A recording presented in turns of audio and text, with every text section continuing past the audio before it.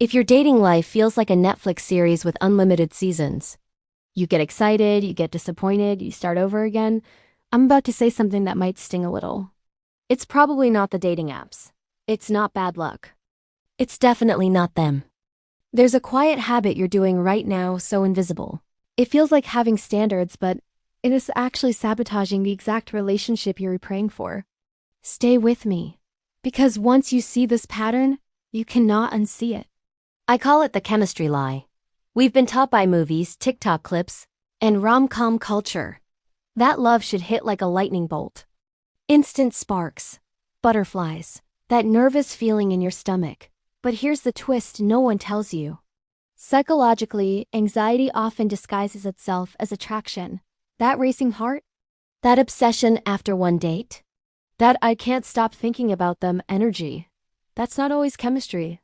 Sometimes that's your nervous system recognizing chaos. Yeah, I bet you had me right. Think about it like this. Fast food hits hard with all that salt and sugar, giving you a quick dopamine rush. But it doesn't really nourish you, right? Slow-cooked meals take their time, but they pack in the flavor. And they sustain you. Modern dating culture is addicted to fast food love. The Bible actually warned us about this long before dating apps.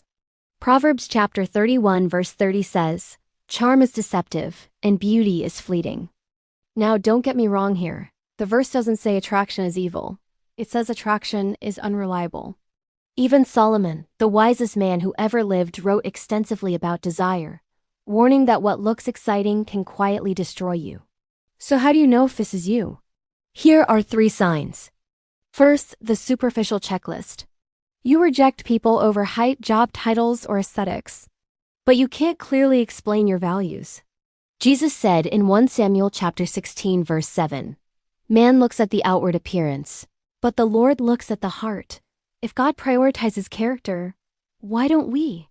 Second, the geek defense mechanism. You find tiny flaws to disqualify people instantly. Not because they're wrong, but because closeness feels unsafe. That's not discernment. That's fear wearing wisdom's clothes. And third, chasing the chase. You only want emotionally unavailable people because uncertainty feels exciting. And availability feels boring. But boredom isn't the enemy. I want you to try something radical. I call it the boredom experiment. The next time you go on a date and feel neutral, not excited, not repulsed, go on a second date. Let peace speak. Because real love often whispers before it roars. The Bible says something powerful about love that almost no one talks about.